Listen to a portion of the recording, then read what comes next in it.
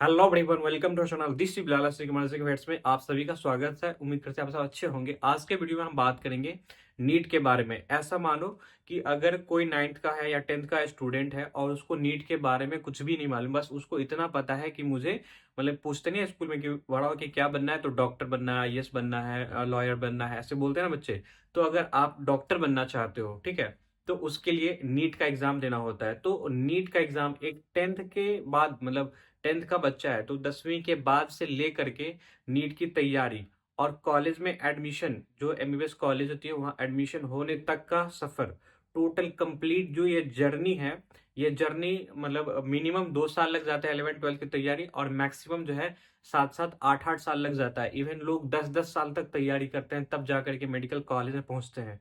ठीक है, तो क्या ऐसा रीजन है और कितना डिफिकल्टी लेवल है, क्या सारी चीजें हम पूरा एक मतलब स्टोरी को रिलेट करके मैं जो एक कोटा में सबसे ज्यादा सक्सेस मतलब जो डॉक्टर बनने वाला कोचिंग देने वाला वो एलन वगैरह है, तो वहाँ के जो बच्चे सेलेक्ट होते हैं एमबीबीएस कॉलेज में उनका क्या रूटीन होता है, वो सब सारा स्टोरी में पूरा बेसिक मतलब एकदम बेसिक से लेकर के आपको वहाँ कॉलेज में एडमिशन तक का सफर आपको यहाँ पे हम पूरा कवर करेंगे वीडियो में। ठीक है, तो नीट मतलब नीट की difficulty level, course eligibility criteria, pattern, और मतलब ऑफलाइन ऑफलाइन कोचिंग लेना चाहिए, ऑनलाइन कोचिंग लेना चाहिए, कैसे होता है, मतलब पूरा कंप्लीट हम इसमें आपको इस वीडियो में हम बात करने वाले नीट के बारे में। तो अगर आप 10th पास आउट हो या 10th मतलब 10th में हो, 9th 10th में हो या फिर 12th पास आउट हो, आपको नीट के बारे में कुछ भी नहीं मालूम है और डॉक्टर बनना चाहते हो, आप चाह रहे हो कि नीट का हम तैयारी करें, ठीक है, तो ये आपके लिए वीडियो बहुत इंपॉर्टेंट होने वाला है। क्योंकि बच्चे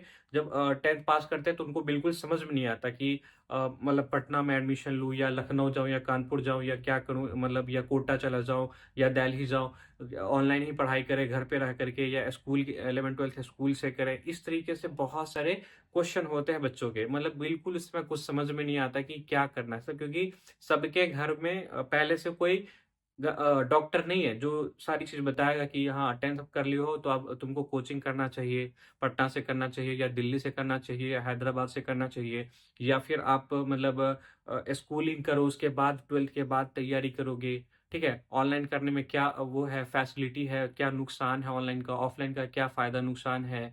ठीक है, तो हम पूरा एक कंप्लीट जर्नी ये होने वाला है, मतलब 10th के बाद से लेकर के जो नीट का एग्जाम की तैयारी करोगे और कॉलेज में एडमिशन होने तक का, कैसे एडमिशन होता है, क्या प्रोसेस होता है, वो कंप्लीट इन्फॉर्मेशन इस वीडियो में होने वाला है। तो वीडियो लंबा हो सकता है और ज्यादा लंबा होगा तो हो सकता है मैं इसका दूसरा तीसरा पार्ट भी बनाऊं। ठीक है, तो बेसिकली हम इस वीडियो में एकदम सिंपल सिंपल चीजें बात करेंगे जो नीट से रिलेटेड है।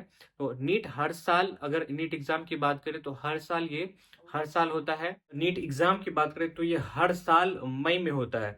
मई का जो फर्स्ट संडे होता है, मई का जो पहला वीक का संडे होता है, उस दिन होता है जनरली। तो 2025 में 4 मई को ये एग्जाम होने वाला है। ठीक है, हर साल होता है। ठीक है, मई में एग्जाम होगा इसका। और इसकी अगर एलिजिबिलिटी की बात करें तो एलिजिबिलिटी में 12th पास होना चाहिए बायोलॉजी से, फिजिक्स केमिस्ट्री बायोलॉजी और इंग्लिश से। अगर आप 12th पास आउट हो तो आप ये एग्जाम दे सकते हो। कोई सा भी बोर्ड चलेगा, स्टेट बोर्ड हो, मतलब कोई भी स्टेट बोर्ड से आप पास हो या सीबीएसई से पास हो या आईसीएसई बोर्ड से पास हो या एनआईओएस से पास हो, अगर आप 12th पास हो या फिर 12th अपियरिंग हो, मतलब अगर मान लो 2025 में आप 12th एग्जाम दोगे तो भी आप नीट का एग्जाम दे सकते हो। तो 12th इसमें और जो 12th का पासिंग मार्क्स कितना है, तो पासिंग मतलब जनरली जनरल का जो है वो 50% होना चाहिए। जनरल हो अगर आप तो 50% होना चाहिए, और जनरल पीएच हो तो 45% होना चाहिए। ओबीसी एससी एसटी हो तो आपका 40% जो है ओवरऑल मार्क्स, मतलब परसेंटेज जो है ओवरऑल परसेंटेज 12th में आपका इससे ज्यादा होना चाहिए। जनरल हो अगर तो 50% से ज्यादा रहना चाहिए, और जनरल पीएच फिजिकली हैंडीकैप हो तो 45%, और ओबीसी एससी एसटी, ठीक है, ये सब हो तो 40% होना चाहिए। मतलब 12th में इतना परसेंटेज से अगर पास हो, यानी कि 12th कोई इतना से तो सभी पास कर जाते हैं ना, तो सारे लोग 12th में जो पास आउट है वो सब एग्जाम दे सकते हैं। ठीक, अब बात आता है एज लिमिट का। तो मिनिमम एज इसमें कितना होता है, मिनिमम 17 साल होना चाहिए, और मैक्सिमम एज लिमिट जो है वो फिक्स नहीं है। अगर आप 25 साल के भी हो, 30 साल के भी हो या 60 साल के भी हो, तो भी ये एग्जाम आप दे सकते हो। अगर अब तुम न्यूज़ वगैरह पढ़े होगे तो पता चला होगा, 64 साल का भी एक इंसान अभी पिछले साल जो है निकाला नीट का एग्जाम। तो एज लिमिट यहाँ पे कुछ भी नहीं है, मतलब आप आराम से 12th पास कर लो, उसके बाद देते रहो। और नंबर ऑफ अटेम्प्ट भी फिक्स नहीं है कि यूपीएससी वगैरह अगर जानते होगे तो उसमें नंबर ऑफ जो अटेम्प्ट है वो फिक्स है कि 5 या 6 अटेम्प्ट दे सकते हो। तो यहाँ पे मेडिकल में, नीट में ऐसा कुछ भी नहीं है, मतलब 10 बार दो, 20 बार दो, 30 बार दो, जितना बार देने का मन है हर साल आप दे सकते हो। तो नंबर ऑफ अटेम्प्ट में भी कोई लिमिटेशन नहीं है किसी भी कैटेगरी के लिए, एकदम मतलब आराम से हर साल दे सकते हो। ठीक है, तो कोई लिमिटेशन नहीं है मैक्सिमम एज लिमिट का, और नंबर ऑफ अटेम्प्ट का भी कोई लिमिटेशन नहीं है यहाँ पे। डॉक्यूमेंट्स इसके लिए क्या क्या चाहिए, अगर आप 12th में हो, ठीक है, या 12th पास आउट हो, और डॉक्यूमेंट्स जो है पासपोर्ट साइज फोटो चाहिए, तुम्हारा सिग्नेचर चाहिए, स्कैन कॉपी ऑफ 10th का मार्कशीट चाहिए, और लेफ्ट थंब इम्प्रेशन वगैरह चाहिए। रजिस्ट्रेशन जब नीट मतलब फॉर्म आएगा नीट का, तो उस समय रजिस्ट्रेशन के लिए ये सारे डॉक्यूमेंट, जो 4-5 डॉक्यूमेंट्स है, आधार कार्ड वगैरह ये सब चाहिए होता है। ठीक है, और जब रजिस्ट्रेशन करते हैं तो उस समय आप कौन सा कैटेगरी से हो, ये कैटेगरी जो है अच्छे से आपको पता होना चाहिए, वो वही कैटेगरी डालना, क्योंकि उसी कैटेगरी के बेसिस पे फिर आपका सिलेक्शन होता है।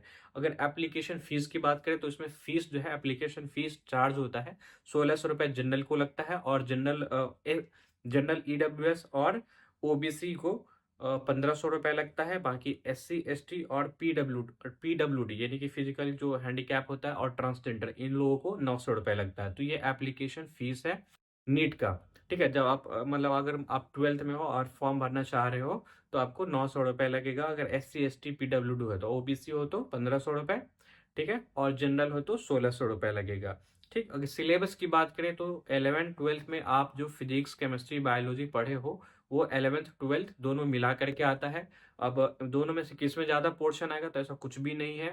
ठीक है, 11th के मतलब 11th और 12th दोनों का ऐसा मान के चलो कि 11th के भी 50% के आसपास सिलेबस रहता है, मतलब क्वेश्चन रहता है, और 50% जो क्वेश्चन रहेंगे वो 12th से रहेंगे। इसका पेपर जो है MCQ बेस होता है, यानी कि मल्टीपल टाइप क्वेश्चन होता है, वही टिक लगाओ और OMR मिलता है उसमें फिल करना रहेगा। ठीक है, तो MCQ टाइप क्वेश्चन रहता है, 3 घंटे का पेपर होता है। पहले मतलब जब कोरोना पैंडेमिक आया था उससे पहले भी 3 घंटे का पेपर होता था। इसमें टोटल 180 क्वेश्चन रहता है। ठीक है, उसमें 90 क्वेश्चन बायोलॉजी से रहेगा, और 45 क्वेश्चन फिजिक्स से, 45 क्वेश्चन केमिस्ट्री से।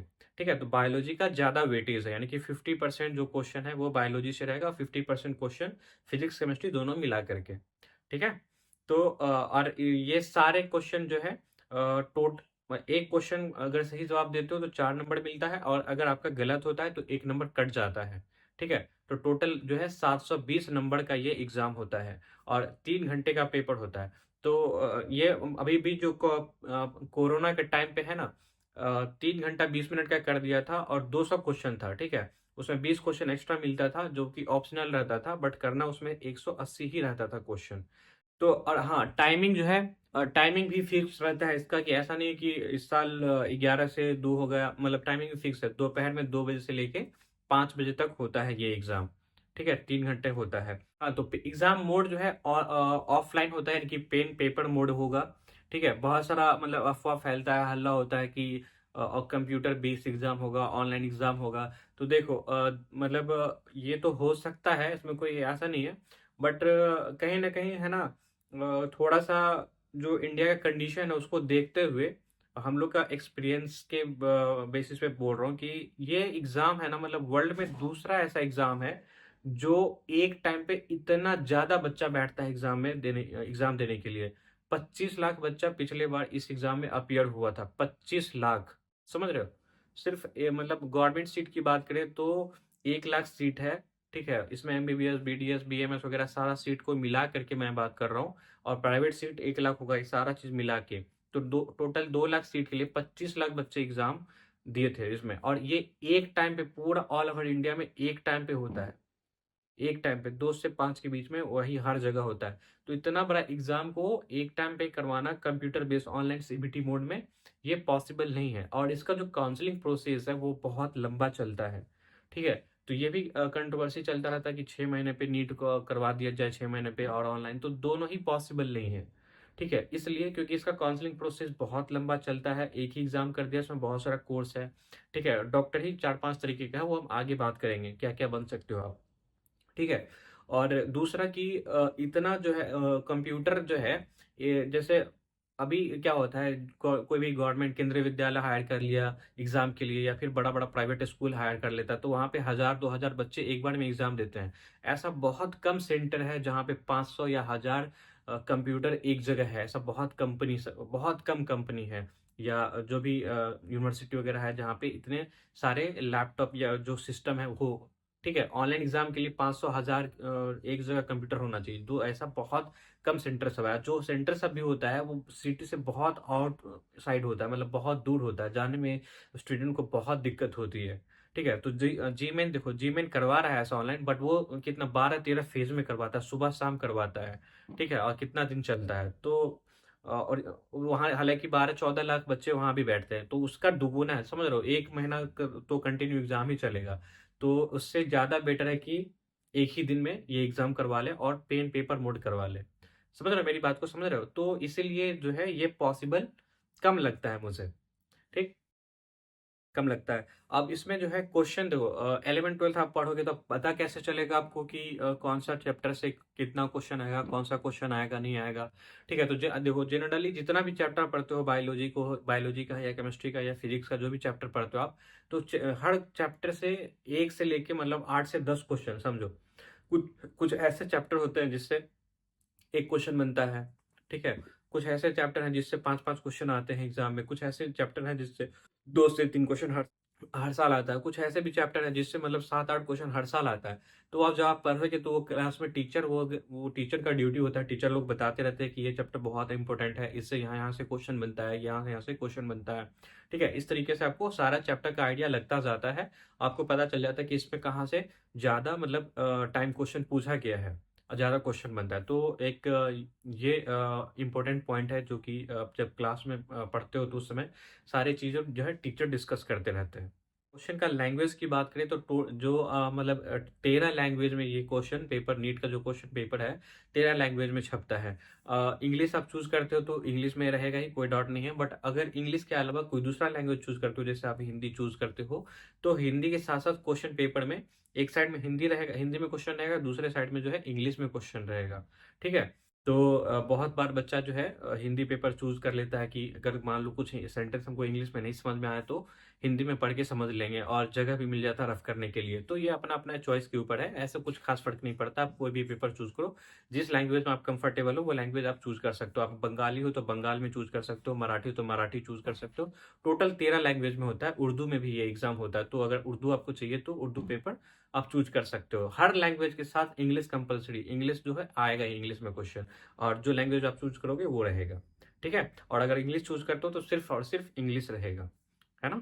तो लैंग्वेज आप चूज कर सकते हो। क्वेश्चन टाइप बता दिया आपको मैं। और अ, हर चैप्टर से जो है किस चैप्टर से कितना क्वेश्चन आता नहीं आता, वो मैं फर्दर आगे मतलब दूसरा वीडियो एक बनाऊंगा, उसमें मैं चैप्टर वाइज करके इंपॉर्टेंस जो है बता दूंगा। अगर आप लोगों का इस वीडियो पे अच्छा रिस्पॉन्स आया, तो अगर आपको मैं जो अभी बताया हूँ वो बातें अगर समझ में आया हो तो ठीक है। अब हम इसके आगे जो है, अब इसके आगे जो है, अब तैयारी कैसे करें, हाउ टू प्रिपेयर, ये एग्जाम का हम तैयारी कैसे करें, हम तैयारी करना चाह रहे हैं, तैयारी कैसे करें, इसके ऊपर हम बात करेंगे। ठीक है। तो इसके ऊपर हम नेक्स्ट वीडियो में बात करते हैं।